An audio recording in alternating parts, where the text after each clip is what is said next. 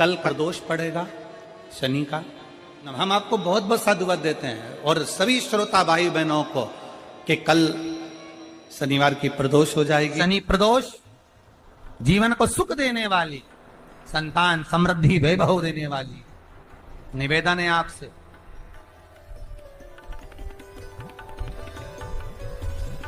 सूर्य अस्त का समय हो, प्रदोष का समय, प्रदोष काल शाम के समय पर कटोरी में सरसों का तेल ले लीजिए।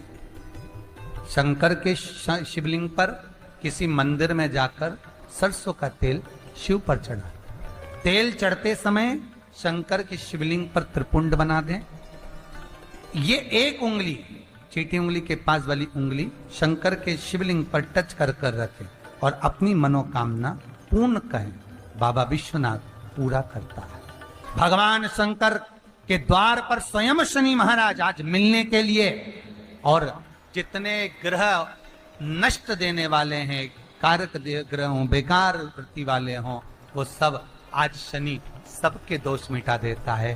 शंकर भगवान के मंदिर में आज शनि प्रदोष के दिन, मंदिर में नहीं तो घर में अगर शंकर का शिवलिंग है तो एक दिया अवश्य लगाओ। शनि महाराज जीवन का सुख प्रदान करेंगे, आनंद। शनि प्रदोष, मान लो कोई व्यक्ति पैसे खाकर चले गया, नहीं दे रहा है, तो शास्त्र कह रहा है भगवान शंकर के मंदिर में शमी का पत्र, शमी का पत्ता, शमी पत्र, शंकर के मंदिर में काली तिल्ली के साथ में शमी पत्र, शनि प्रदोष सुख का दिन। स्वयं शंकर को प्रिय है प्रदोष का व्रत, इसलिए निवेदन है बन सके व्रत करते हुए भगवान शंकर का अनुमोदन करें, जीवन को सार्थक बने। भगवान शिव का स्मरण करते हुए आनंद करते हुए। शंकर सुख की दायनी है, शिव आनंद के देते। वो क्या नहीं देता?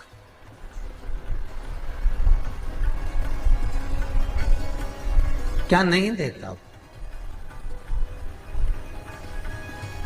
आरोग्यता देने वाला अगर कोई है तो शंकर है।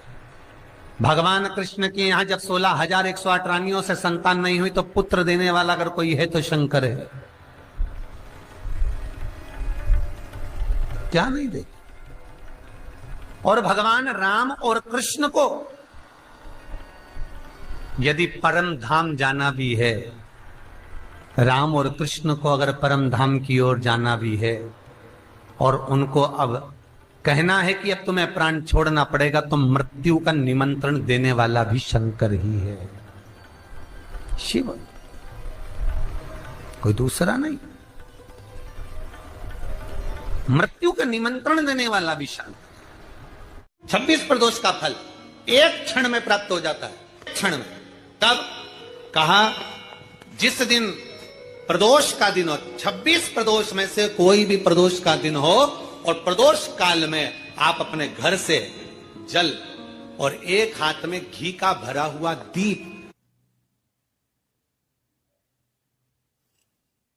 प्रदोष का दिन हो और प्रदोष काल में आप अपने घर से जल और एक हाथ में घी का भरा हुआ दीप लेकर जिस दिन शंकर के मंदिर में जाते हो, शंकर को जल चढ़ाकर हाथ का स्पर्श जलाधारी पर कर कर शिव मंदिर में दीप प्रज्वलित कर देते हो, 26 प्रदोष का पुण्य फल उसी क्षण प्राप्त हो जाता है। 26 प्रदोष का फल एक ही दिन में, एक ही क्षण में प्राप्त हो जाता है। 26 प्रदोष। शमी की जो पत्ती होती है,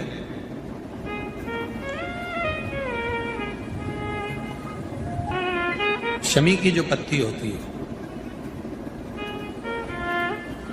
एक पत्ती में जितनी पत्तियां लगी होती हैं और एक पत्ती के अंदर, जरा ध्यान देंगे, जैसे इस पत्ती में ढेर सारी पत्तियां लगी हुई है, पत्ती में से भी एक पत्ती तोड़ोगे और एक पत्ती तोड़ने पर उस पत्ती को भी अगर गिनोगे तो उसमें बहुत सारी पत्तियां होती हैं।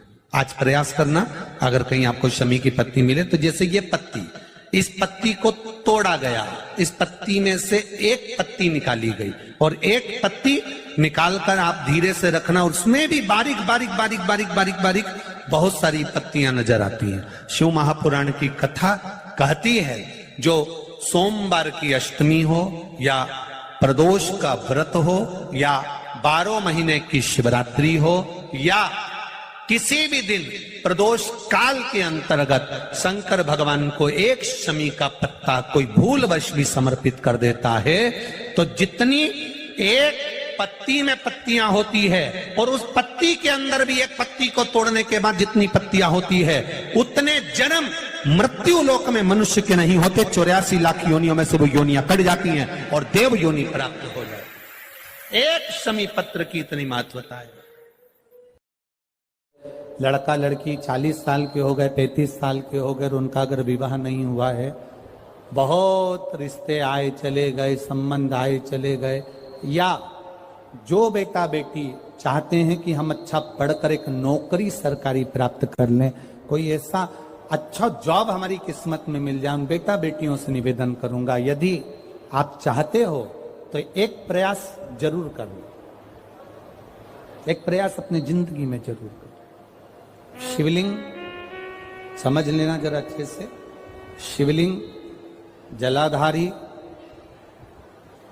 गणेश, कार्तिकेय, अशोक सुंदरी, और ये शिवलिंग और ऊपर भगवान शिव की 5 बेटियां जया, विषहरा, शामलीवारी, दौतली, देव।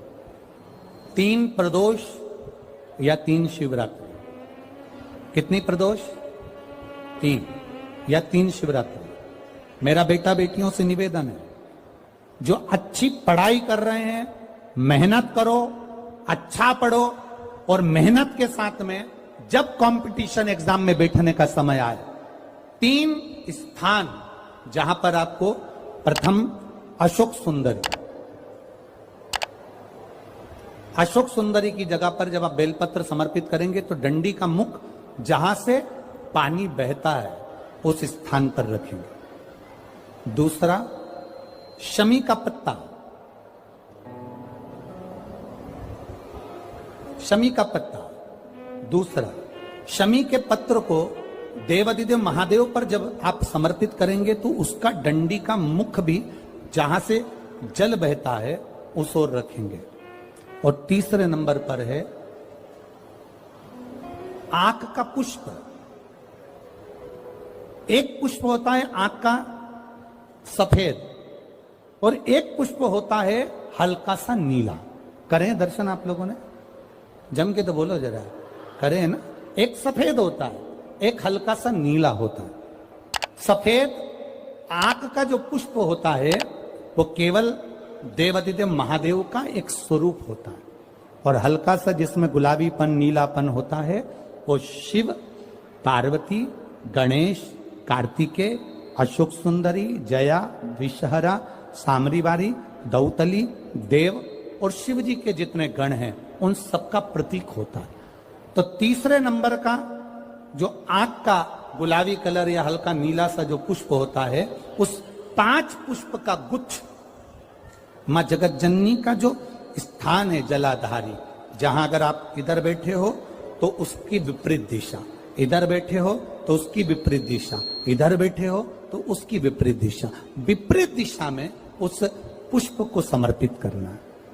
अच्छी पढ़ाई करो, अच्छी मेहनत करो, और मेहनत के साथ में जब कंपटीशन एग्जाम के लिए जा रहे हो उस जगह पर सीए की पढ़ाई भी कर रहे हो, चाहे किसी भी पढ़ाई में लगे हो, मेहनत के साथ में बाबा देवादिदेव महादेव को 3 प्रदोष या 3 शिवरात्रि आप दिल से बाबा को समर्पित कर कर, बाबा से प्रार्थना कर कर अशोक सुंदरी पर चढ़ाई हुई बेलपत्र को वापिस लेकर आइए। जिस विद्या स्थल पर आप पढ़ाई करते हो, जिस कमरे में आप रहते हो, वहां उस बेलपत्र को 3 प्रदोष की या 3 शिवरात्रि की बेलपत्र रखिए। जिस समय बाबा आपकी नौकरी लगा दे ये 3 बेलपत्र एक साथ किसी भी प्रदोष पर शिव जी को समर्पित करिए। ये शिव तत्व है।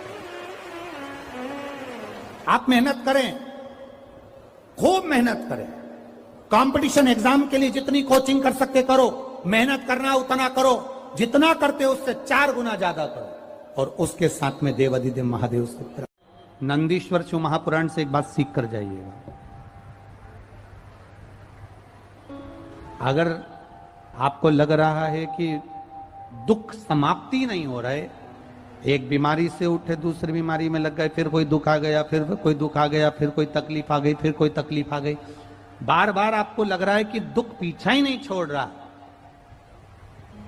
तो नंदीश्वर शिव महापुराण की कथा आपको कह रही है, प्रदोष के दिन, प्रदोष काल में 2 जगह दिए लगाना प्रारंभ कर दो। पहला, बेलपत्री के वृक्ष के नीचे पहला दिया प्रदोष काल में, प्रदोष के दिन बेलपत्री के वृक्ष के नीचे, और दूसरा दिया अपने दरवाजे की चौखट के बाहर, मतलब अपन बाहर खड़े होंगे, अंदर की ओर दिया नहीं, बाहर की ओर। एक दिया बेलपत्र के नीचे देवाधिदेव महादेव से प्रार्थना कर कर, हे शिव शंकर, हे गौरी शंकर, हे शिव, आज प्रदोष का दिन, प्रदोष काल में आप भ्रमण के लिए निकलोगे नंदीश्वर के साथ में, ऐसी कृपा करना, आपके लिए मैंने द्वार सजाया है भोलेनाथ, आपकी दृष्टि मेरी चौखट पर भी कर देना, मेरी जिंदगी सवर जाए। इसलिए 2 दीप स्मरण करो। हाँ, अच्छा इशारा करा है, उसे समझ गए हो। जिस दिए को आप लगाओगे प्रदोष के दिन, प्रदोष काल में, एक दिया बेलपत्री के वृक्ष के नीचे लगाया है, और दूसरा दिया जब आप घर में प्रवेश करोगे तो राइट हैंड पर ही लगाएं। कौन से हैंड पर लगाएं? राइट हैंड पर। बहुत बहुत साधुवाद आपको दीदी, धन्यवाद, धन्यवाद दो, उन्होंने इशारा करके बताया कि दिया किस ओर लगाएं, कम से कम अपने को अंदाजा तो लग जावे ना दिया किस ओर लगना चाहिए। साधुवाद था, बहुत बहुत साधुवाद। विषम परिस्थिति में फंसे हुए हो और ऐसा लग रहा है कि हम बहुत बड़ी समस्या में उलझे हुए हैं और इससे निकल नहीं रहे, या बहुत बड़ा काम है हमारा, हो नहीं रहा, चाहे प्रशासनिक हो चाहे अन्य कोई चीज का हो, कुछ मत करना, एकांत के शिव मंदिर में जाइए। अगर एकांत का शिव मंदिर भी नहीं मिले तो एकांत में कहीं छोटा सा मिट्टी का शिवलिंग का निर्माण करिए, पार्थिव शिवलिंग का निर्माण करिए, पर करना एकांत में, घर के बाहर किसी एकांत में शिवलिंग का निर्माण कर लो, या तो एकांतेश्वर महादेव पर चले जाओ, कोई एकांत में शिव मंदिर हो वहां, या कहीं एक पार्थिव शिवलिंग का निर्माण कर लो, छोटा सा, एक बेलपत्र, बहुत ध्यान से सुनना, एकांतेश्वर महादेव का ये वृत्तांत। जब किसी विषम परिस्थिति में उलझे हुए हो, बहुत बड़ी समस्या सामने आकर खड़ी हो गई है, सबके हाथ जोड़ लिए, सबसे निवेदन कर लिया कि हमारा ये काम कर दो, नहीं हो रहा, सब दूर से मेहनत कर ली है, परिश्रम कर लिया है, परिश्रम तब भी जारी रखना। एक बेलपत्र, एक चावल का दाना, एक सफेद पुष्प, एक शमी का पत्ता, एक छोटी सी दुर्वा, दुर्वा जानते हो सब लोग, जो जमीन पे दूब लगी रहती है, दुर्वा, दूब, दुर्वा, एक दुर्वा, वो दुर्वा में बस, दुर्वा में वो जो दुर्वा होती है, कोई कोई दुर्वा एक डंडी की होती है, दुर्वा में बस इतना ध्यान रखना कि दुर्वा एक रहे और उसमें से 2 पत्तियां निकली हुई हो। देखिए ना आप लोगों ने, पहले बोलो, जम के बोलो, देखा है ना, दुर्वा एक हो और 2 पत्ती की हो, एक ही कहलाएगी। 2 पत्ती निकली हुई दुर्वा, एक श्वेत पुष्प, शमी का पत्ता, बेलपत्र, चावल का एक दाना। एकांत में कोई शिव मंदिर हो, अगर मंदिर ना हो तो एक छोटा सा पार्थिव शिवलिंग का निर्माण किसी पेड़ के नीचे एकांत में जाकर पूजन कर कर, आराधना कर कर, घी का दीप लगाकर, एक एक सामग्री शिव जी पर अपने मन की कामना कर कर समर्पित करना प्रारंभ कर दीजिए। शुरुआत दुर्वा से करना। दुर्वा के बाद में श्वेत पुष्प,